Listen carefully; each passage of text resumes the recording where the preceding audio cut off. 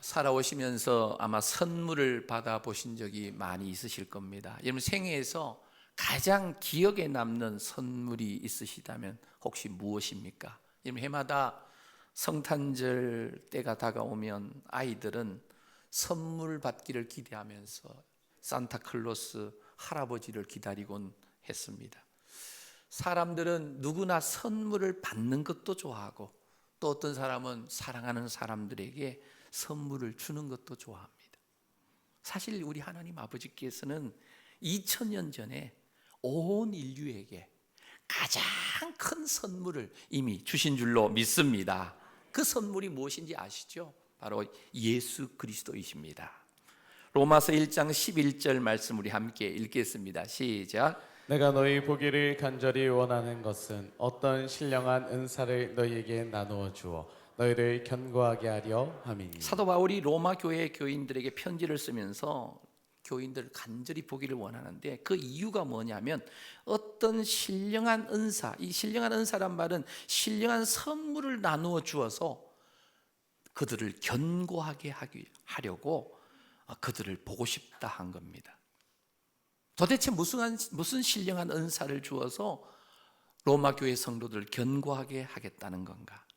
바울이 주고자 했던 신령한 은사, 이 선물이 로마서 5장에 나와 있습니다. 로마서 5장 15절 16절에 보면 그러나 이 은사는 그 범죄와 같지 아니하니 곧 한 사람의 범죄를 인하여 많은 사람이 죽었은즉 이 한 사람 아담의 범죄로 모든 사람들에게 죄가 들어와서 그만 이 사망이 선포되었습니다.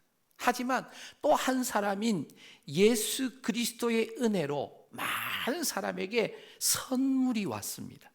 이 선물이 뭐냐면 범죄로 지옥 갈 수밖에 없었던 모든 사람들이 예수 그리스도를 믿고 죄 사함 받아서 의롭게 되는 놀라운 선물입니다. 그래서 예수님은 택한 백성들에게 의롭게 되는 선물을 주시려고 하나님이시면서 낮고 낮은 이 땅에 오셔서 십자가 위에서 친히 못 박혀 죽으셨습니다. 그렇다면 이 신령한 은사 선물이 무엇인지 명확해집니다. 바로 그 선물, 최고의 선물이 바로 아들 예수님을 우리에게 하나님께서 보내주신 거예요. 더 구체적으로 로마서 6장 23절에는 이렇게 기록합니다. 우리 크게 읽겠습니다. 시작. 죄의 싹은 사망이요 하나님의 은사는 그리스도 예수 우리 주 안에 있는 영생이니라. 죄인의 결국은 사망이 되는데 하나님의 은사, 이 은사란 말은 선물인데요. 선물은 그리스도 예수 우리 주 안에 있는 뭐라고요? 영생이니라. 신령한 은사, 선물, 바로 예수 그리스도 안에서 영생, 구원인 줄로 믿습니다. 그래서 예수님을 보내주셔서 누구든지 예수님을 믿는 자에게는 구원함을 얻는 영생을 선물로 주셨다는 거예요. 그래서 우리가 지금 받아 누리고 있는 영생은 이미 신령한 은사, 선물입니다.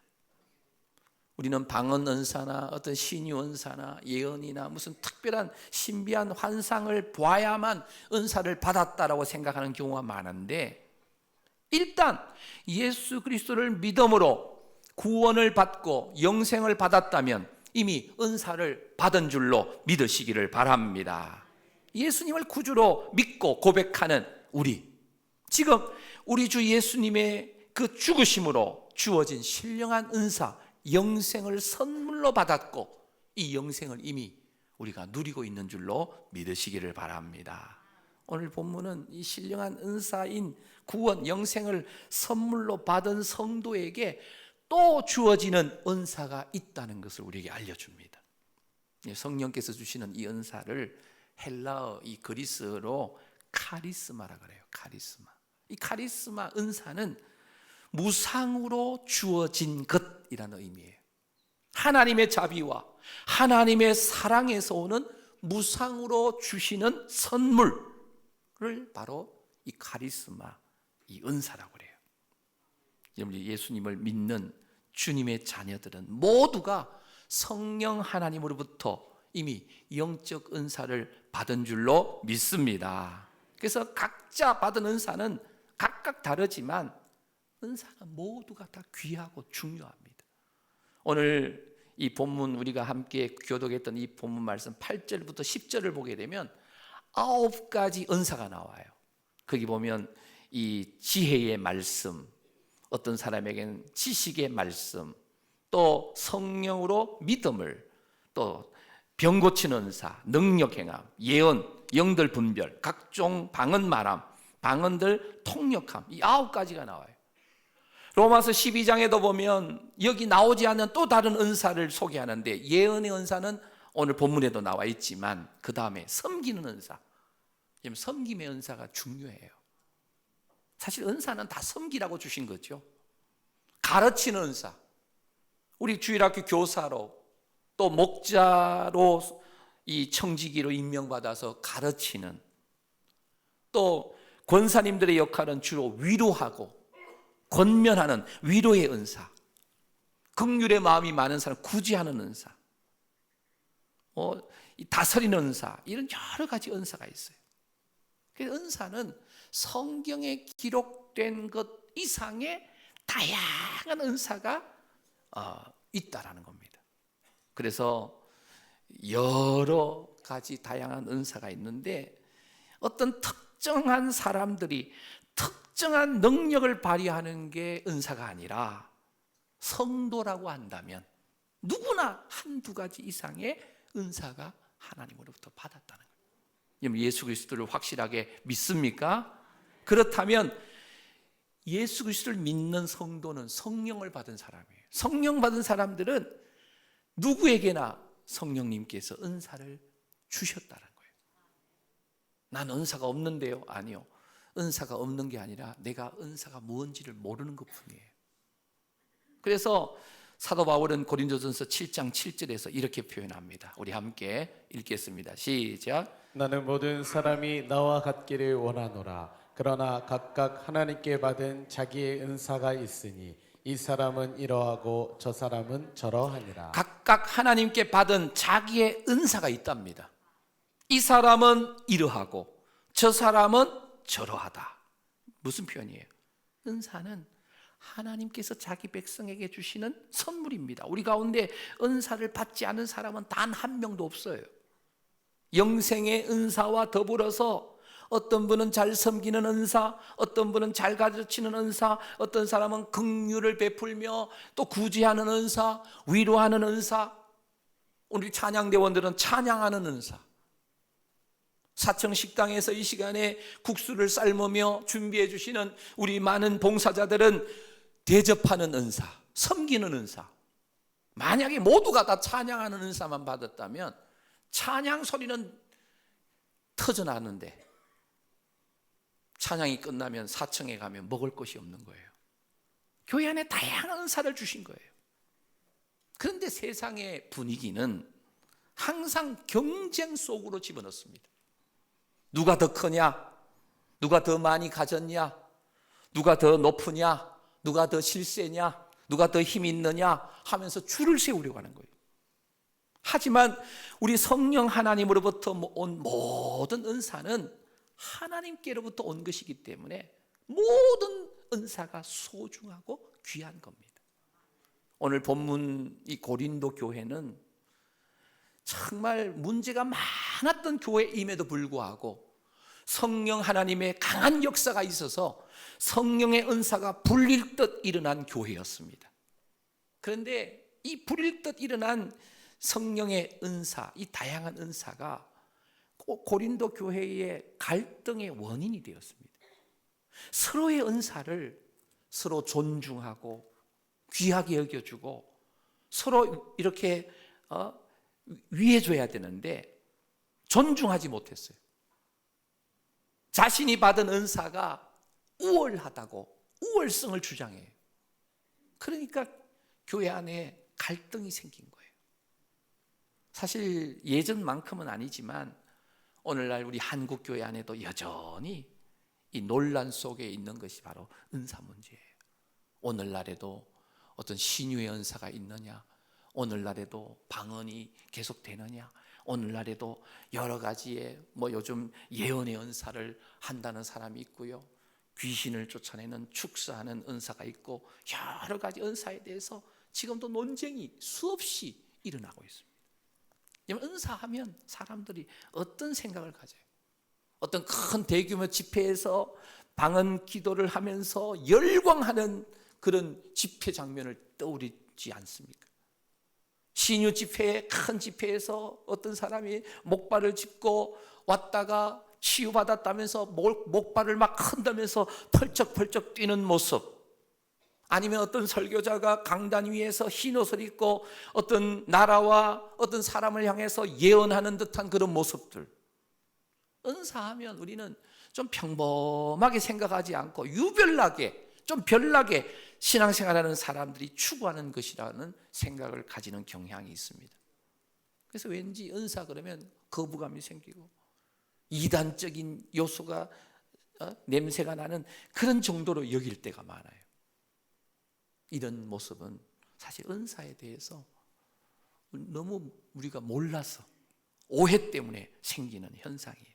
그래서 은사를 오늘 짧은 시간이지만 좀 명확하게 좀 말씀을 통해서 좀 우리가 알 수 있으면 좋겠습니다. 우리가 계속 살펴보는 이 2000년 전에 이 고린도 교회의 모습, 오늘날 여전히 문제를 가지고 있는 이 불완전한 영적 전쟁을 치르고 있는 이 시상교회의 전형적인 모습을 이 고린도 교회가 보여줍니다. 고린도 교회 누가 세웠습니까? 바로 사도 바울이 1세기에 세웠던 교회입니다. 근데 그 1세기에 사도 바울, 위대한 복음 전도자 사도 바울이 세웠던 교회가 성숙하지 못하고 교회 안에 온갖 문제가 나타나는 거예요. 그래서 사도 바울은 고린도 교회의 소식을 듣고 고린도 교회가 가지고 있던 여러 문제점에 대해서 이 고린도 전서의 말씀을 통해 조목조목 그 답을 제시하고 있는 것이 바로 고린도 전서입니다. 오늘 본문 우리 1절 말씀을 읽겠습니다. 시작. 형제들아, 신령한 것에 대하여 나는 너희가 알지 못하기를 원하지 아니하노니. 여기 보면 고린도 전서에 자주 등장하는 표현인데요, 뭐뭇에 대하여, 신령한 것에 대하여라는 단어예요. 고린도 전서를 읽다 보면 무엇에 대하여라는 이 표현이 많아요. 형제들아, 신령한 것에 대하여. 사도 바울은 결혼에 대하여, 우상의 제물에 대하여, 성찬에 대하여, 성령의 은사, 이 신령한 것에 대하여, 또 15장에서는 부활에 대하여, 이러면서 대하여라는 표현을 많이 하는데, 이 다양한 주제로 사도 바울이 고린도 교회 성도들에게 편지를 쓰는 내용이에요. 이런 주제들이 사도 바울이 고린도 교회를 생각하다가 갑자기 이런 주제가 떠올라서 편지로 쓴 게 아니에요. 이런 주제 하나하나가 고린도 교회, 1세기 고린도 교회 성도들이 현실적으로 직면한 문제의 그 질문에 대한 구체적인 답변으로 고린도 전서를 기록한 겁니다. 고린도 교회가, 1세기 고린도 교회가, 사도 바울이 세운 교회가 여러 문제로 갈등이 많았던 것은 사실이지만 그 와중에서도 고린도 교회 안에는 이 기독교 신앙의 진리와 본질에 대해서 진지하게 고민하면서 질문했던 성도들이 많이 있었습니다. 그들은 여러 방법으로 사도 바울에게 질문을 하게 된 겁니다. 지금 이런 문제가 있는데 선생님, 사도님, 이것에 대해서 좀 답을 해 주십시오 하고 계속해서 질문을 던진 겁니다. 사도 바울에게 그 질문을 던졌을 때 사도 바울은 그에 대한 대답으로 고린도 전서의 편지글로 남겨가지고 고린도 교회에 보내고, 또 그 편지가 오늘날까지 2000년이 지난 지금까지 유실되지 않고 하나님의 극적인 방법으로 이 고린도 전서가 유지되어 가지고 오늘 우리가 이 말씀 듣는 시간에 함께 살펴보고 있다는 거예요. 정말 너무나 귀한 일이죠. 사랑하는 성도 여러분, 오늘 불완전한 사람들이 함께하는 지상의 교회는 완전하지 않기 때문에 여러 가지 문제와 갈등이 늘 존재하기 마련입니다. 자, 문제가 있으면 수능고사 치르는 학생들이 오랫동안 이 문제를 풀면서 해답을 찾아갑니다. 그래서 막상 수능고사 시험장에 들어가서 문제집을 받으면 열심히 답을 준비했는 사람들은 그 답을 잘 쓸 수가 있어요. 문제가 있다는 것은 그 문제에 대한 답이 있다는 거예요. 근데 그 답을 교회는 세상에서 찾는 것이 아니고 바로 성령의 감동으로 기록된 하나님의 말씀, 성경 말씀에서 찾아내고 해결해 가는 것이 바로 고린도 전서를 통해서 사도 바울이 주시는 말씀이에요. 그래서 오늘 1절에서 바울은 형제들아 신령한 것에 대하여 나는 너희가 알지 못하기를 원하지 않는다. 이 말은 너희들이 확실히 알기를 원한다. 누군가가 사도 바울에게 질문한 거예요. 신령한 은사에 대해서 선생님 좀 답을 좀 알려주십시오. 이 신령한 것이 바로 성령에 속한 은사예요.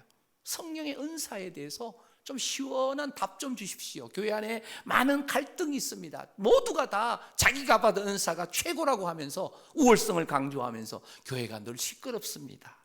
그래서 사도 바울이 바로 이 신령한 것에 대하여 내가 이렇게 답을 한다라는 거예요. 그래서 설명을 이어갑니다. 2절입니다.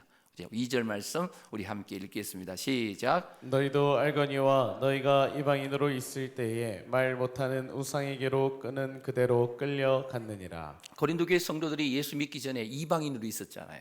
그런데 말 못하는 우상에게도 끌림받은 옛날 경험이 있습니다. 우상 종교에도 신비한 요소들이 있잖아요. 그래서 그런 경험을 했던 이방 우상을 섬겼던 사람들이 예수를 믿고 나니까 성령의 은사가 임하니까 외형적으로 보니까 이방신을 섬길 때에 유사한 그런 현상이 나타나는 거예요. 그래서 사람들이 거기에 혹하면서 거기에 끌려가는 겁니다. 근데 바울은 이렇게 말하는 거죠.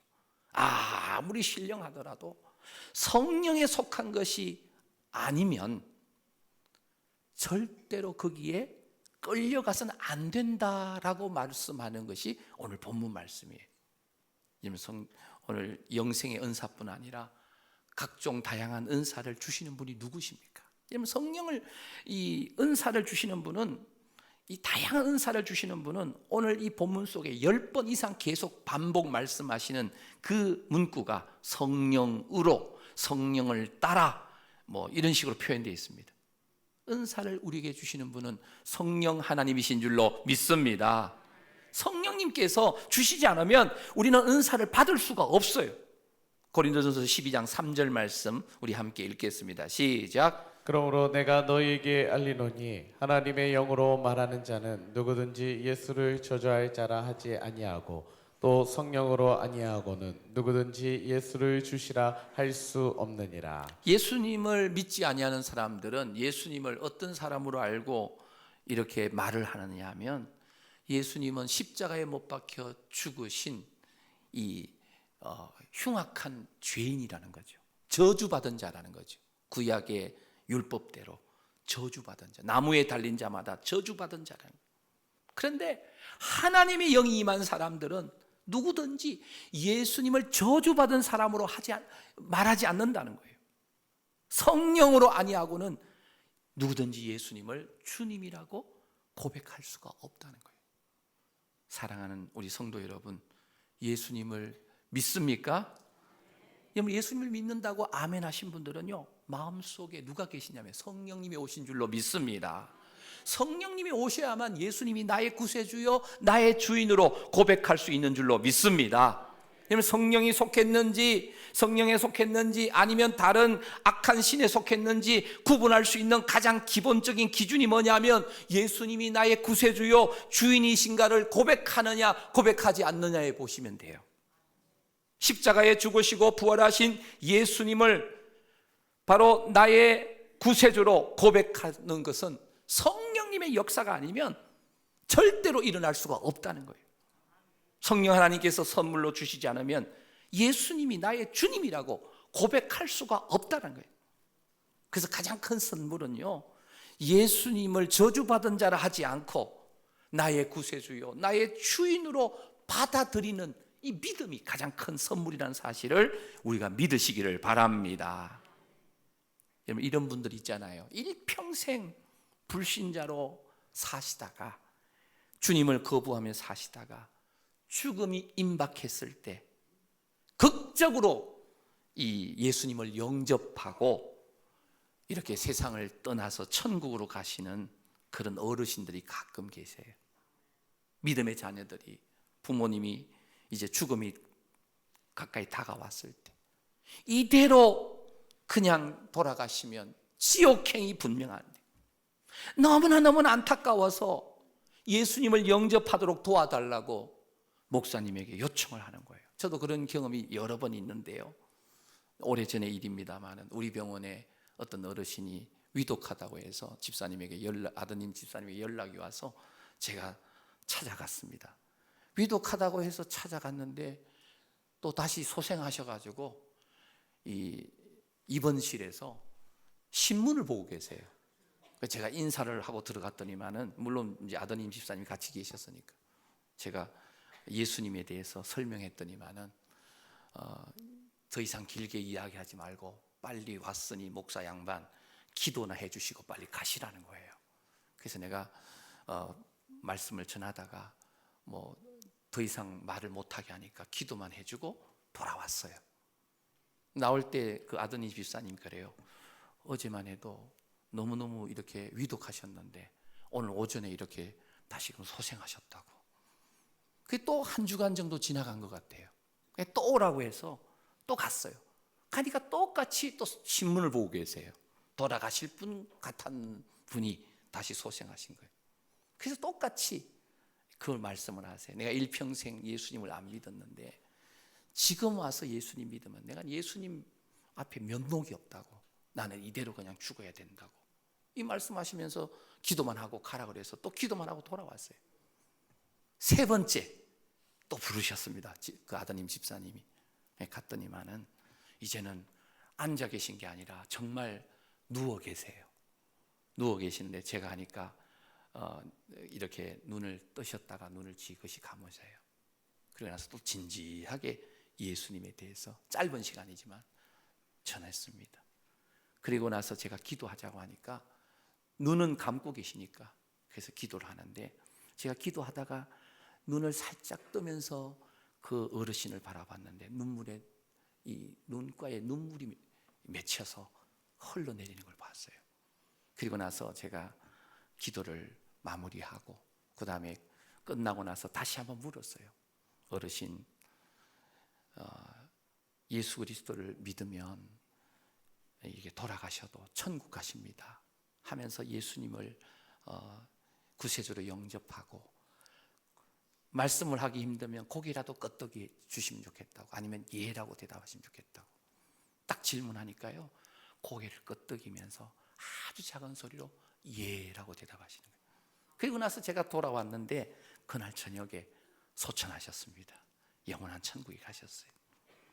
여러분들, 예수 그리스도가 나의 구세주요 주님이라고 영접할 수 있는 것은 성령의 역사가 아니고는 불가능하다는 거예요.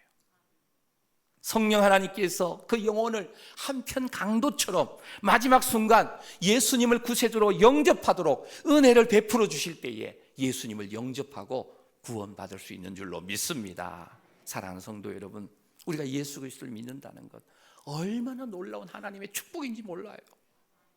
성령님께서 우리에게 역사하여 주셔서 예수님이 나의 구세주로 주인으로 믿어지도록 역사하셨기 때문에 우리가 지금 예수를 믿고 있는 줄로 믿습니다. 이 영생, 이 구원도 은사고 또 이 구원받은 영생을 누리는 성도들에게 주시는 그 은사도 바로 성령의 나타나심과 그 역사로 우리에게 주어진다는 거예요. 만일 성령 하나님이 계시지 않는다면 우리의 신앙생활이 얼마나 힘들고 어렵겠습니까? 성령님께서 예배 시간마다 또 기도할 때마다 찬양할 때마다 우리를 찾아오셔서 만져주시고 눈물 닦아주시고 새 힘을 불어넣어 주실 때에 우리가 이 땅에서 힘있게 살아갈 수 있는 줄로 믿습니다. 오늘 이 자리에서 예배드리는 성도님 한 분 한 분 성령님께서 임재하셔서 우리 성도님들의 영혼을 만져주시고 눈물을 닦아주시고 하늘의 새 힘을 공급하여 주시기를 축복합니다. 그래서 하나님이 주시는 놀라운 은혜를 우리 성도님들이 순간순간 성령님의 도우심으로 체험하면서 살아가게 되시기를 축복합니다.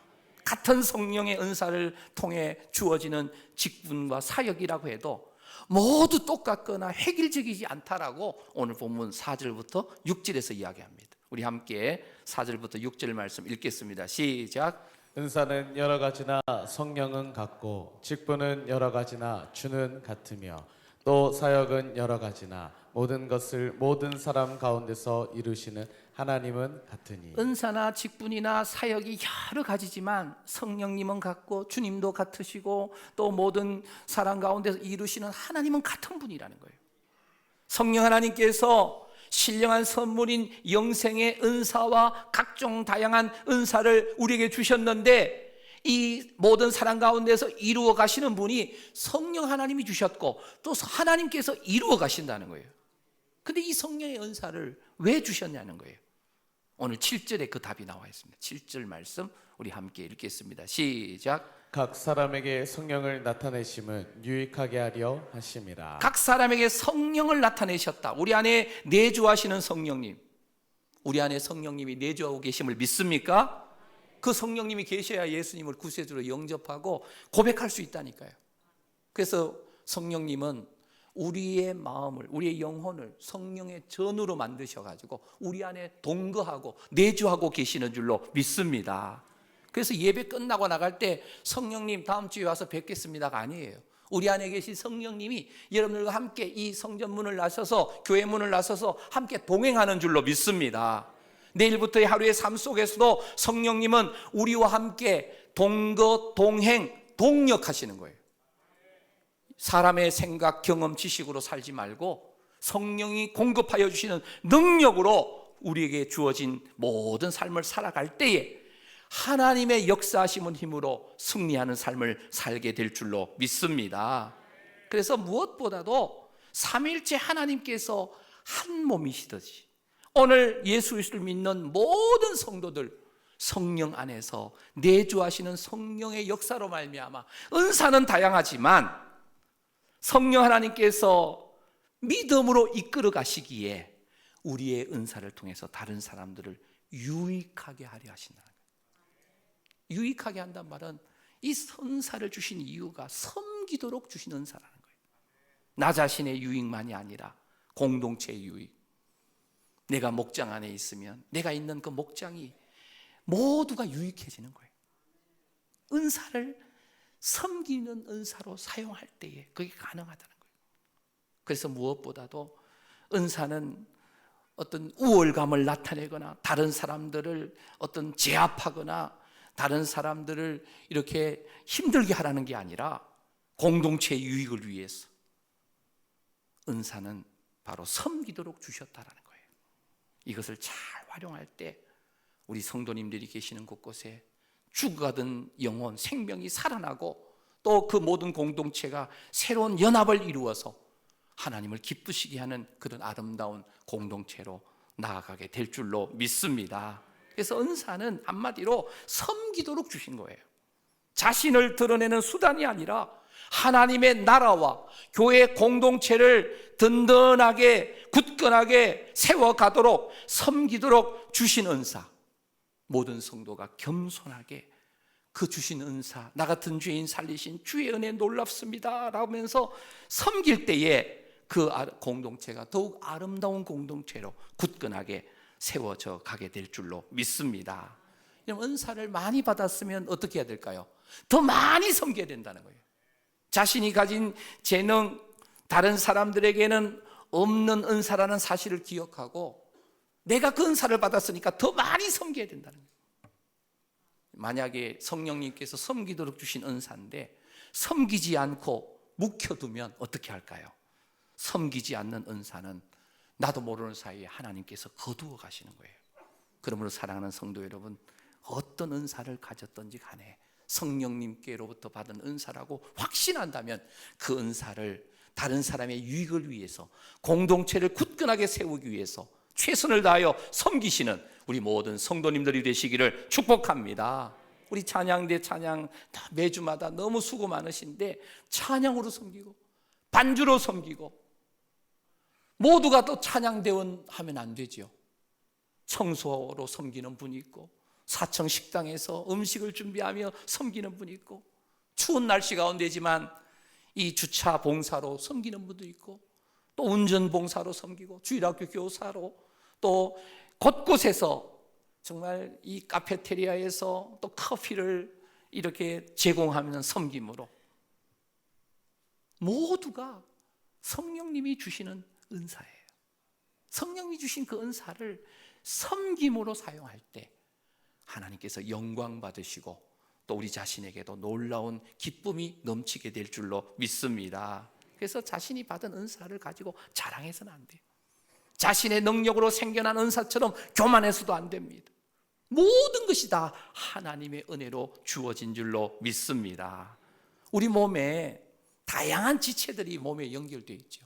사람 몸에 이 오장육부, 사지백체라 그러죠. 모든 지체들이 연결되어 있어요.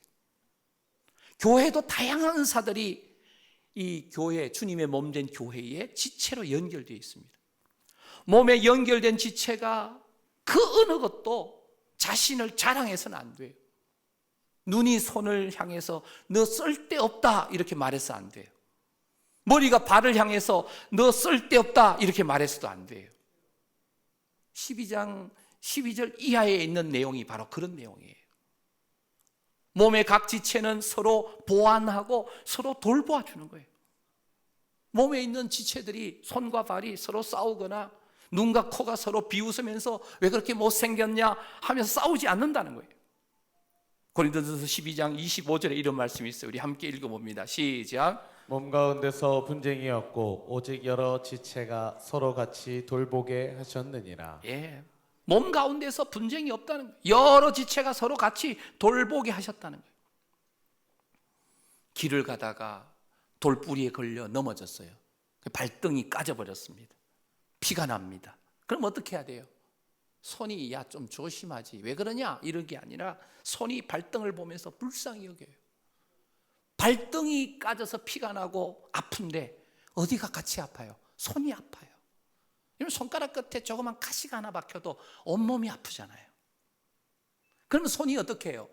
부지런히 이 집에 들어와서 서랍에 두었던 것 같은데 하면서 뭘 찾겠어요? 밴드를 찾아요. 아니면 거기 발을 연고를 찾는 거예요. 잘 찾을, 손이 잘 찾을 수 있도록 눈이 아주 밝게 비춰주는 거예요. 눈이 여기 있나 저기 있나 하면서 서랍마다 뒤지면서, 물론 약품 상자가 딱 있을 때는 찾을 이유도 없죠. 그래서 눈과 손이 협력해서 밴드를 찾아서 아니면 연고를 찾아서 발등에 연고를 바르고 그 위에다 밴드를 붙여주는 거예요. 눈과 손이 협력해서 상처난 발등을 치유해 주는 거예요. 아무 지체도 발등을 향해서 비난하거나 책망하거나 하지 않는, 함께 아파하면서 함께 이 찢겨진 상처난 발등이 회복되도록 애쓰는 거예요. 주님의 몸된 교회가 바로 이런 모습이 돼야 돼요. 연약한 부분을 서로 돌아보면서.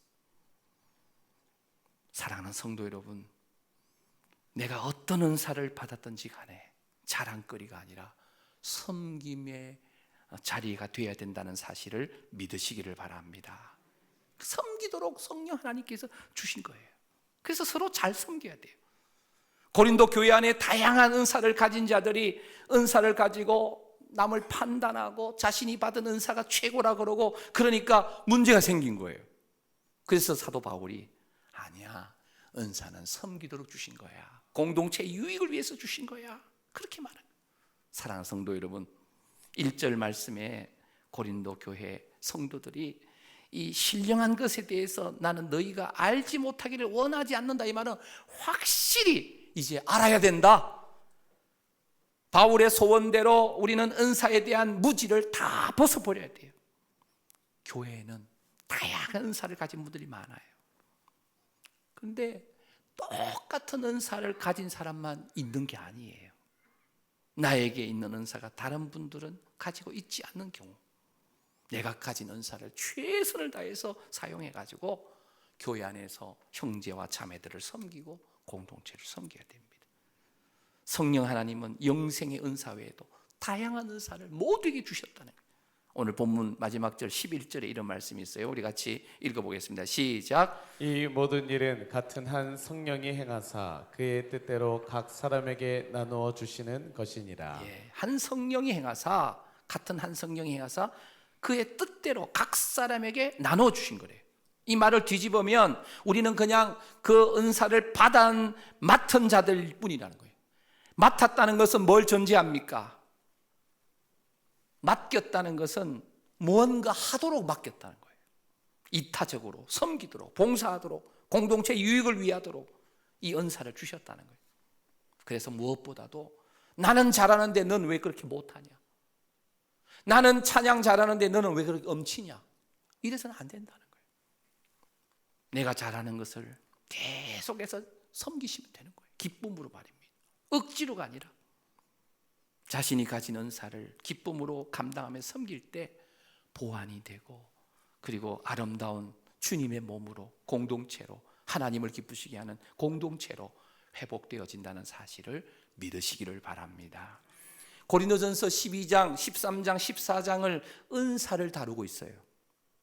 그런데 이 고린도전서 12장 맨 마지막 절에 이런 말씀이 있어요. 우리 함께 읽겠습니다. 시작. 너희는 더욱 큰 은사를 사모하라. 내가 또한 가장 좋은 길을 너희에게 보이리라. 지금까지 은사를 쭉 이야기했는데 사도 바울이 느닷없이 12장 마지막 절에서 더욱 큰 은사를 좀 사모해라.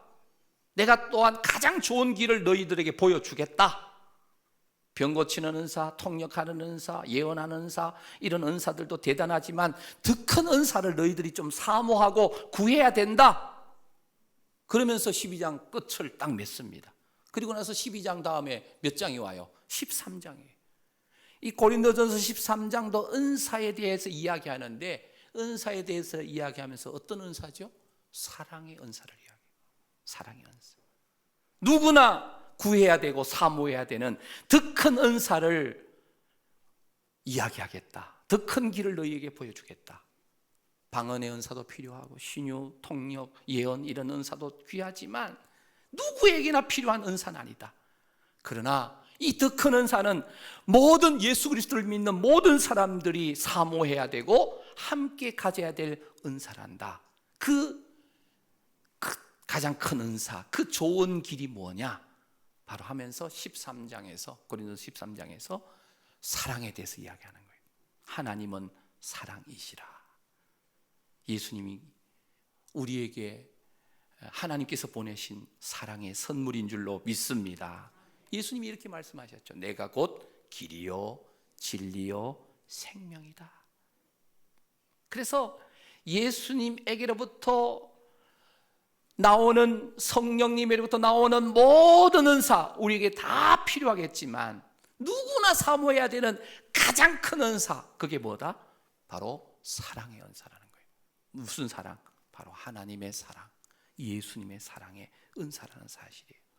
전 우리 송우교회가 정말 다양한 성령님으로부터 받은 다양한 은사들이 있지만 이 모든 은사는 섬기도록 주신 은사라는 사실을 기억하고, 송우교회 모든 성도들 한 분도 빠짐없이 더욱 큰 은사를 사모하되 우리 주님이 주시기를 원하셨던 그 사랑의 은사를 다 소유해서 우리 성도님들을 가까이 하는 모든 사람들마다 그 사랑의 은사로 정말 기쁨을 누리고 공동체가 더욱 든든하게 서가는 그런 우리 송우교회가 꼭 되어지기를 간절히 소망합니다. 그래서 주님 오시는 그날까지 우리가 더욱 큰 은사를 사모하고 그 은사를 가지고 서로 격려하고 칭찬하고 축복하면서 주님의 몸된 교회 공동체를 함께 각자에게 주시는 은사를 최선을 다해 섬김으로 세워가는 우리 송우교회와 모든 성도님들 되시기를 주님의 이름으로 축원합니다.